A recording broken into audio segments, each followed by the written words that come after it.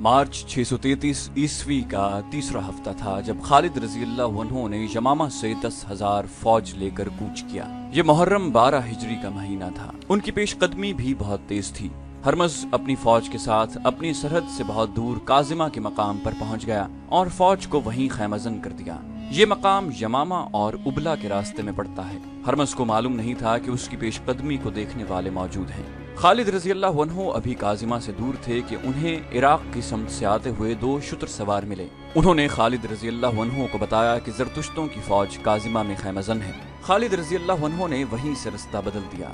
ये शुतर सवार मुसन्ना के भेजे हुए थे। उन्होंने खालिद रजी अल्लाह अन्हु को ये भी बताया कि वो हफीर के मकाम तक इस तरह पहुंच जाए कि जरतुश्तों की फौज के साथ उसकी टक्कर न हो। शुतर सवारों ने खालिद रजी अल्लाह अन्हु को एक खुशखबरी ये सुनाई कि उनके लिए 8,000 नफरी की फौज तैयार की है। ये फौज इस तरह तैयार हुई थी कि मुसन्ना बिन हारिसा रजी अल्लाह अन्हु, मजूर बिन अदी, हरमला और सुलमा ने 2-2 हजार लड़ने वाले जवान इकट्ठे कर लिए थे। इस तरह खालिद रजी अल्लाह अन्हु की फौज की तादाद 18,000 हो गई। खालिद रजी अल्लाह अन्हु ने अपनी पेशकदमी का रास्ता इस तरह बदल दिया कि काजिमा के दूर से गुजर कर हफीर तक पहुंच सकें, लेकिन हरमज के जासूस भी सहरा में मौजूद थे। उन्होंने खालिद रजी अल्लाह अन्हु के लश्कर को दूर के रास्ते से जाते देख लिया। आगे वो रास्ता था जो हफीर से नब्बाज की तरफ जाता था। हरमज ने अपनी फौज को खैमे उखाड़ने और बहुत थोड़े वक्त में हफीर की जानिब कूच करने का हुक्म दिया। हफीर के इर्द गिर्द पानी के कुएं मौजूद थे।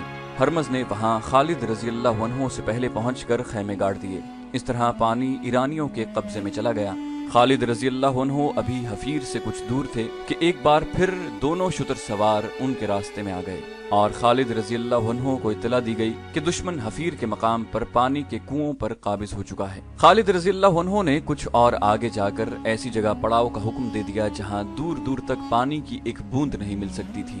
फौज ने वहां पड़ाव तो डाल दिया, लेकिन खालिद रजी अल्लाह अन्हु को बताया गया कि फौज में बेइत्मीनानी पाई जाती है कि पड़ाव ऐसी जगह किया गया है जहां दूर दूर तक पानी का नामो निशान नहीं। मैंने कुछ सोच कर यहाँ पड़ाव किया है। खालिद रजी अल्लाह अन्हु ने कहा, तमाम लश्कर से कहो कि अगर दुश्मन पानी पर काबिज है तो परेशान न हो। हमारी पहली लड़ाई पानी के लिए होगी। पानी उसी को मिलेगा जो जान की बाजी लगा कर लड़ेगा। तुमने दुश्मन को पानी से महरूम कर दिया तो समझो तुमने जंग जीत ली। सालार आला का ये पैगाम सारे लश्कर को सुना दिया गया और सब एक खूरेज जंग लड़ने के लिए तैयार हो गए।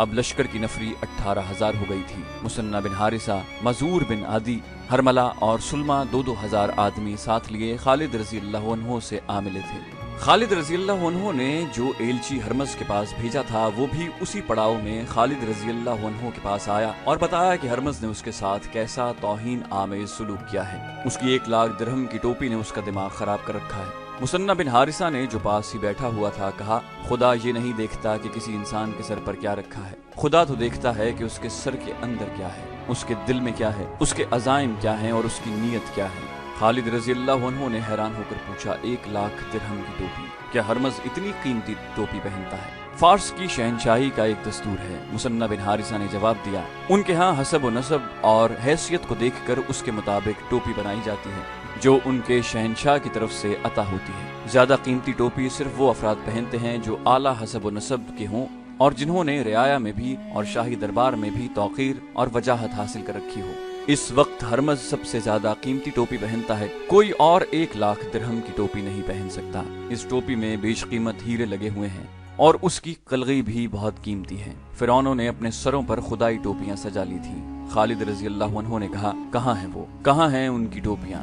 मुझे किसी की बेशकीमत टोपी मरगूब नहीं कर सकती, ना किसी की टोपी तलवार के वार को रोक सकती है। मुझे ये बताओ कि आतिश परस्तों की फौज लड़ने में कैसी है और मैदान जंग में कितनी तेजी से नकलो हरकत करती है। फारस के सिपाही की जिर्रा और हथियार देखकर खौफ सा आता है। मुसन्ना बिन हारिसा ने खालिद रजी अल्लाह अन्हु को बताया, सर पर लोहे की जंजीर की खूद, बाजुओं पर किसी और धात के खोल और टांगे आगे की तरफ से मोटे चमड़े या धात से महफूज की हुई। हथियार इतने कि हर सिपाही के पास एक बर्छी, एक तलवार, एक वजनी गुर्ज, एक कमान और एक तरकश होती है जिसमें हर सिपाही 30 तीर रखता है। और लड़ने में कैसे हैं? जुर्रत और अक्ल से लड़ते हैं। मुसन्ना बिन हारिसा ने जवाब दिया, इनकी दलेरी मशहूर है। खालिद रजी अल्लाह अन्हु ने कहा, मुसन्ना, क्या तुमने महसूस नहीं किया कि आतिश परस्तों के सिपाही कितने कमजोर हैं और उनकी जुर्रत की हद क्या है? इनकी जुर्रत की हद आहनी खूद और बाजुओं और टांगों पर चढ़ाए हुए खौलों तक है। वो नहीं जानते कि जज्बा लोहे को काट दिया करता है। लोहे की तलवार और बर्छी की अन्नी जज्बे को नहीं काट सकती।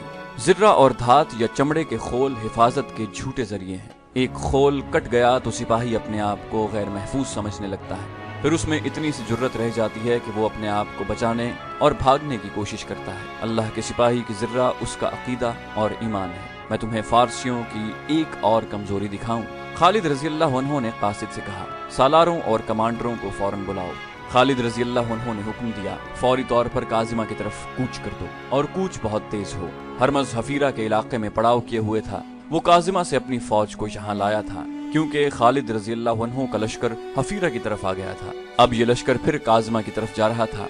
दोनों फौजों के ये चंद एक घुड़सवार एक दूसरे की खैमागाह को देखते रहते थे। हरमज को इत्तला मिली कि मुसलमानों का लश्कर काजिमा की तरफ कूच कर गया है, तो हरमज ने अपनी फौज को काजिमा की तरफ कूच करने का हुक्म दे दिया। हरमज को उबला की बहुत फिक्र थी। ये ईरानियों की बादशाही का बहुत अहम शहर था।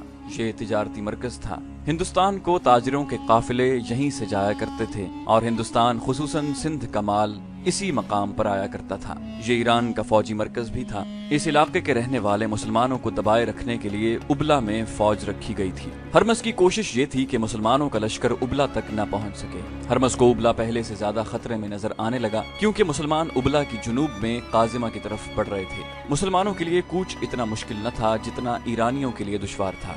मुसलमानों के पास ऊंट और घोड़े खासे थे। सिपाही हल्के फुल्के थे। वो आसानी से तेज चल सकते थे। इनके मुकाबले में ईरानी सिपाही ज़र्रा और हथियारों से लदे हुए थे, इसलिए वो तेज चल नहीं सकते थे। एक दो दिन पहले ही वो काजिमा से हफीरा आए थे। इस कूच की थकन अभी बाकी थी कि उन्हें एक बार फिर कूच करना पड़ा, और वो भी बहुत तेज, ताकि मुसलमानों से पहले काजिमा के इलाके में पहुंच जाएं। इस कूच ने रास्ते में ही उन्हें थका दिया।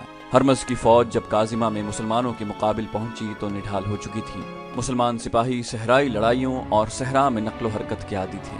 खालिद रज़ी अल्लाह अन्हु ने हरमज को ये तासुर देने के लिए कि वो अपने लश्कर को आराम नहीं करने देगा, लश्कर को 3 हिस्सों में तकसीम कर दिया। खुद कल्ब में रहे। दाएं और बाएं पहलुओं की कमान आसिम बिन अमर और अदी बिन हातिम के पास थी।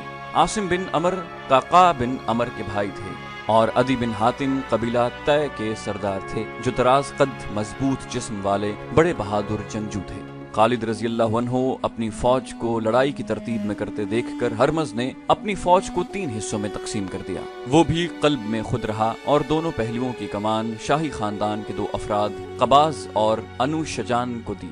हरमज देख रहा था कि उसकी फौज पसीने में नहा रही है और सिपाहियों की सांसें फूली हुई हैं। उन्हें आराम की जरूरत थी, लेकिन मुसलमान जंगी तरतीब में आ चुके थे। हरमज ने अपनी फौज की तरतीब ऐसी रखी कि काजिमा शहर उसकी फौज के पीछे आ गया।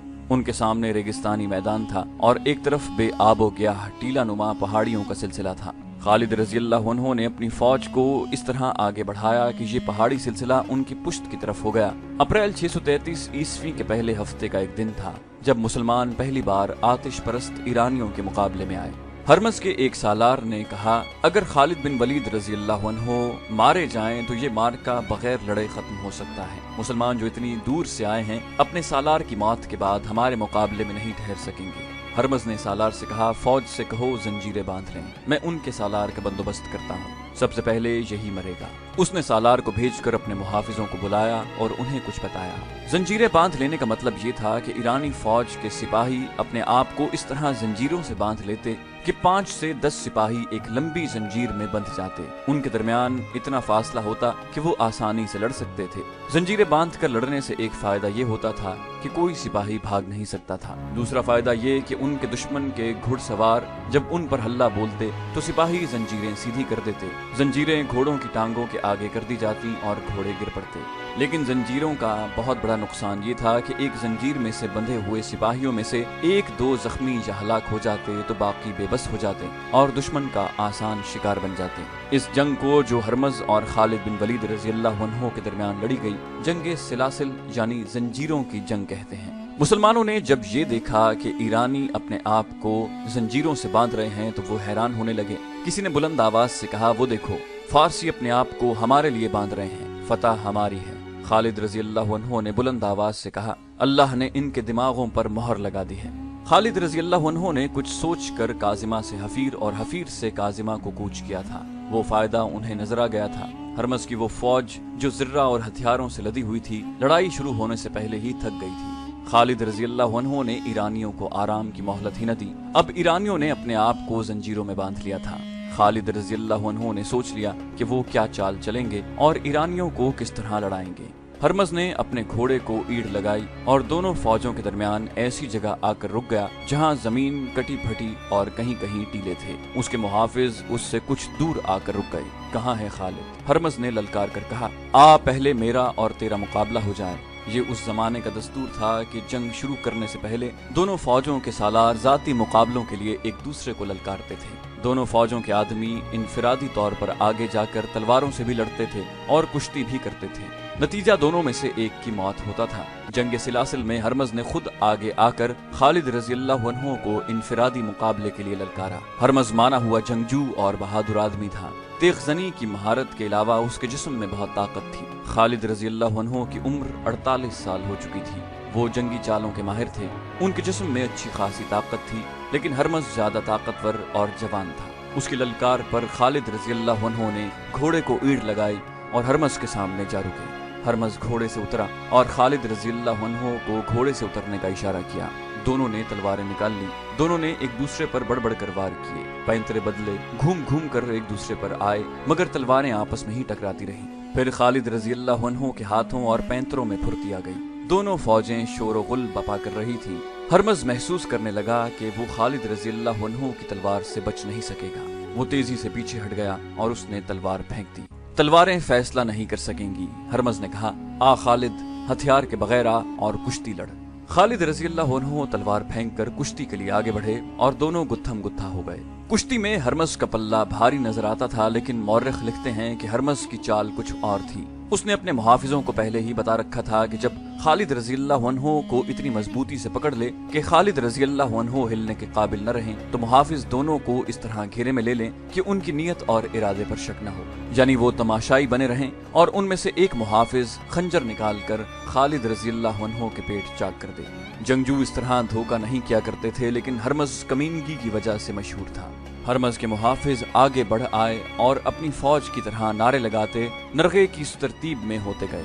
वो घोड़ों पर सवार नहीं थे। वो घेरा तंग करते गए, हत्ता के दोनों के करीब चले गए। खालिद रजी अल्लाह अन्हु की तवज्जो बढ़ गई। हरमज ने फुर्ती से खालिद रजी अल्लाह अन्हु के दोनों बाजू इस तरह जकड़ लिए कि उसके बाजू खालिद रजी अल्लाह अन्हु की बगलों में थे। मुहाफिज और करीब आ गए। हरमज ने अपनी जबान में मुहाफिजों से कुछ कहा। खालिद रजी अल्लाह अन्हु उसकी जबान तो न समझ सके, इशारा समझ गए। उन्होंने खतरे को भांप लिया और जिस्म की तमाम तर ताकत सर्फ करके इतनी जोर से घूमे कि हरमज को भी अपने साथ घुमा लिया। फिर खालिद रजी अल्लाह अन्हु एक जगह खड़े घूमते रहे। हरमज के पांव जमीन से उठ गए। खालिद रजी अल्लाह अन्हु ने हरमज के बाजू अपनी बगलों में जकड़ लिए और अपने हाथ हरमज की बगलों में ले जाकर उसे घुमाते रहे। इस तरह मुहाफिजों का दायरा खुलता गया और उनमें से किसी को भी आगे बढ़कर खालिद रजी अल्लाह अन्हु पर वार करने का मौका न मिला। लेकिन खालिद रजी अल्लाह अन्हु का ये दाव ज्यादा देर न चल सका। वो थक चुके थे। अचानक एक तरफ से एक घोड़ा सरपट दौड़ता आया, जिसे हरमज के मुहाफिज न देख सके। घोड़ा मुहाफिजों के दायरे को काटता गुजर गया और 3 मुहाफिज जमीन पर तड़पने लगे। उनमें से एक को घोड़े ने कुचल डाला और 2 को घुड़सवार की तलवार ने काट दिया। घोड़ा आगे जाकर मुड़ा और फिर हरमज के मुहाफिजों की तरफ आया। मुहाफिजों ने अब उससे बचने की कोशिश की, फिर भी 3 मुहाफिज गिरे और तड़पने लगे। भाग गए और सवार अपनी फौज से जा मिला। ये सवार नौजवान काका बिन अमर रजी अल्लाह अन्हु थे, जिन्हें खलीफा अबू बकर सिद्दीक रजी अल्लाह अन्हु ने कुमक के तौर पर खालिद रजी अल्लाह अन्हु की तरफ भेजा था। जिस लश्कर में काका जैसा जवान होगा, वो लश्कर शिकस्त नहीं खाएगा। उस सवार से नजरें हटाकर सब ने खालिद रजी अल्लाह अन्हु और हरमज को देखा। हरमज पीठ के बल जमीन पर गिर पड़ा और खालिद रजी अल्लाह अन्हु उसकी पीठ पर बैठे उसके सीने से अपना खंजर निकाल रहे थे। खंजर से हरमज का खून टपक रहा था। काका रजी अल्लाह अन्हु ने हरमज के मुहाफिजों की नीयत भांप ली थी और किसी के हुक्म के बगैर घोड़े को ईड़ लगाकर मुहाफिजों पर जा हल्ला बोला और खालिद रजी अल्लाह अन्हु को बचा लिया था। खालिद रजी अल्लाह अन्हु हरमज की लाश से उठे। हरमज की 1 लाख दिरहम की टोपी खालिद रजी अल्लाह अन्हु के हाथ में थी اور اس کے خون میں لتھڑا ہوا خنجر بلند کر کے خالد رضی اللہ عنہ نے اپنی فوج کو کھلے حملے کا حکم دے دیا۔ ان کے پہلے سے دیے ہوئے احکام کے مطابق مسلمان لشکر کے دونوں پہلو کھل گئے اور اس نے دائیں اور بائیں سے ایرانیوں پر حملہ کیا۔ ایرانی اپنے ہرمز جیسے سالار کی موت سے بددل ہو گئے تھے، لیکن اپنی روایتی شجاعت سے وہ دستبردار نہ ہوئے۔ ان کی تعداد مسلمانوں کی نسبت خاصی زیادہ تھی، ہتھیاروں اور گھوڑوں کے لحاظ سے بھی انہیں برتری حاصل تھی۔ وہ مسلمانوں کے مقابلے میں جم گئے۔ نظر یہی آ رہا تھا کہ ایرانیوں کو شکست نہیں دی جا سکے گی، یا یہ کہ انہیں شکست دینے کے لیے بے شمار جانیں قربان کرنی پڑیں گی۔ ایرانی سپاہی 5-5، 7-7، 10-10 ایک زنجیر سے بندھے ہوئے تھے اور ہر طرف سے آنے والے حملے روک رہے تھے۔ خالد رضی اللہ عنہ نے انہیں تھکانے کے لیے گھڑ سواروں کو استعمال کیا۔ گھڑ سواروں نے پیادوں پر اس طرح حملے شروع کر دیے کہ پیادوں کو دائیں بائیں دوڑنا پڑتا۔ ان پیادوں کو بھی خالد رضی اللہ عنہ نے اسی طرح استعمال کیا۔ ایرانی پیادوں کو بھاگنا دوڑنا پڑا۔ ان کے مقابلے میں مسلمان تیزی سے حرکت کر سکتے تھے۔ آخر ایرانیوں میں تھکن اور سستی کے آثار نظر آنے لگے۔ انہوں نے اپنی روایت کے مطابق جو زنجیریں باندھ رکھی تھیں وہ ان کے پاؤں کی بیڑیاں بن گئیں۔ ہتھیاروں کی برتری وبال جان بن گئی۔ ایرانیوں کی تنظیم اور ترتیب بکھرنے لگی۔ ان کے قلب کی کمان تو پہلے ہی ہرمز کے مرتے ہی ختم ہو گئی تھی۔ ان کے پہلوؤں کے سالار قباز اور انوشجان نے شکست یقینی دیکھی تو پسپائی کا حکم دے دیا۔ پسپا وہی ہو سکے جو زنجیروں میں بندھے نہیں تھے۔ ان میں زیادہ گھڑ سوار تھے۔ قباز اور انوشجان پہلوؤں سے اپنی فوج کی بہت سی نفری بچا کر لے گئے، لیکن قلب کے ہزاروں سپاہی مسلمانوں کے ہاتھوں کٹ گئے۔ یہ تو آتش پرستوں کا قتل عام تھا جو سورج غروب ہونے تک جاری رہا۔ شام تاریک ہو گئی تو یہ خونی سلسلہ رکا۔ مسلمانوں نے ایک بڑے ہی طاقتور دشمن کو بہت بری شکست دے کر ثابت کر دیا کہ نفری کی افراد اور ہتھیاروں کی برتری سے فتح حاصل نہیں کی جا سکتی۔ جذبہ لڑا کرتا ہے۔ اگلے روز مال غنیمت اکٹھا کیا گیا۔ خالد رضی اللہ عنہ نے اسے 5 حصوں میں تقسیم کیا۔ 4 حصے اپنے لشکر میں تقسیم کر دیے اور ایک حصہ مدینہ خلیفہ ابو بکر رضی اللہ عنہ کو بھیج دیا۔ ہرمز کی 1 لاکھ درہم کی ٹوپی بھی خالد رضی اللہ عنہ نے خلیفہ کو بھیج دی۔ خلیفہ نے یہ ٹوپی خالد رضی اللہ عنہ کو واپس بھیج دی، کیونکہ ذاتی مقابلوں میں مارے جانے والے کا مال غنیمت جیتنے والے کا حق ہوتا ہے۔ یہ ٹوپی خالد رضی اللہ عنہ کی ملکیت تھی۔